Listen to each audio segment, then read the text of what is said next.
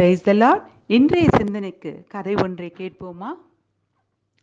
வெட்டுக்கிளி, பட்டாம்பூச்சி, மின்மினி பூச்சி, எறும்பு இவங்க 4 பேரும் நல்ல நண்பர்கள். வெட்டுக்கிளி தான் கட்டின வீட்டை வந்து பார்க்க சொல்லி, புதிதாக கட்டியிருக்க அந்த வீட்டை வந்து பார்க்க சொல்லி தன் நண்பர்களை அழைக்குது. குறிப்பிட்ட நாளில் நண்பர்களும் பரிசு பொருட்களோடு அந்த வீட்டுக்கு போகிறாங்க. வெட்டுக்கிளி தான் அந்த வீட்டை கட்டின அனுபவத்தை அவங்களோட பகிர்ந்துக்கிடு. நல்ல விருந்தோம்புதல் எல்லாம் முடிஞ்ச உடனே அவங்கவுங்க வீட்டுக்கு திரும்புகிறாங்க. போகிற வழியில் பட்டாம்பூச்சி தனக்குள்ளே பேசிக்குது, நம்மளும் இப்படி ஒரு வீட்டை கட்டணும்னு. அதே போல தான் மின்மினி பூச்சும் பேசிக்குது.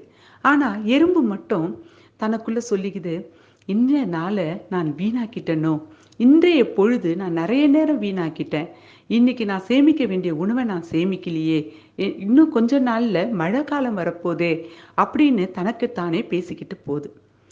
பாருங்க, அந்த எறும்பு சொன்னது போலே கொஞ்ச நாள்ல மழை காலம் வந்துருச்சு. எல்லாரும் அவங்கவுங்க வீடு அடங்கிட்டாங்க, வெளியே போக முடியல. அப்போதான் வெட்டுக்கிளி கவனிச்சுது, தன்னிடத்துல உணவுப் பொருட்கள் மிகவும் சொற்பமா இருக்கு. இது இந்த மழை காலம் முடிகிற வரைக்கும் போதாத நிலை. என்ன செய்யறது? உடனே அதுக்கு நண்பர்கள் தான் ஞாபகம் வந்தாங்க.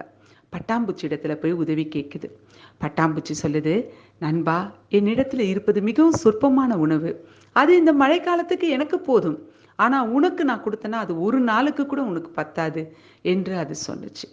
தன்னுடைய ஏழாமையை சொல்லி மன்னிப்பு கேட்டது. பரவாயில்லை என்று வெட்டுக்கிளி சொல்லிவிட்டு மின்மினி பூச்சி இடத்தில் போனது.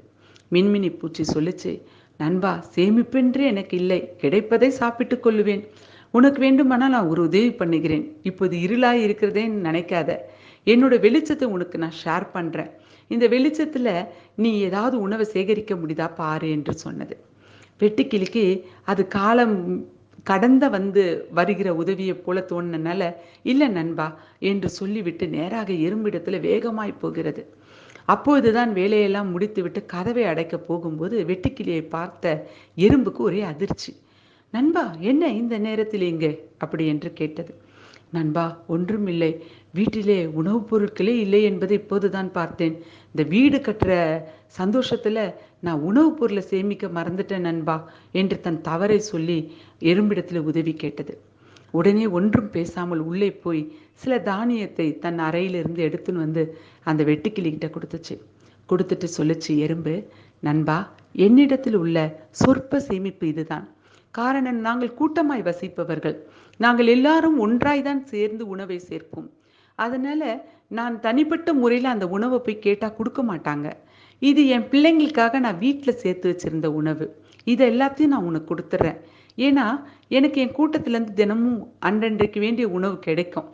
பட் நான் உனக்கு வந்து சுத்தமாக இல்லைன்றனால இப்போதைக்கு இந்த உணவை கொடுக்குறேன். ஆனால் நீ ரொம்ப தவறு பண்ணிட்ட, வீடு முக்கியம்தான், அதே போல தான் உணவு, நமக்கு அன்றாட உணவு இருக்கணும் இல்லையா நண்பா, அடுத்த முறை இந்த தவறை பண்ணாத அப்படி சொல்லி தன் நண்பனுக்கு அறிவுரையும் மற்றும் தன்னிடத்தில் உள்ள தானியத்தையும் கொடுத்து அனுப்பிச்சான். பாருங்க, அற்பமான ஜந்து தான். இதைத்தான் வேதாகமத்தில் நீதிமொழிகள் 30ஆம் அதிகாரம் 25ஆம் வசனத்தில் சொல்லப்பட்டிருக்குது. அவை ஆவன, அற்பமான ஜந்துவாய் இருந்தும் கோடை காலத்திலே தங்கள் ஆகாரத்தை சம்பாதிக்கிற எறும்பும். ஆம், நீங்களும் சேமித்து வைக்கிற பழக்கத்தை ஆரம்பிச்சிடுறீங்களா?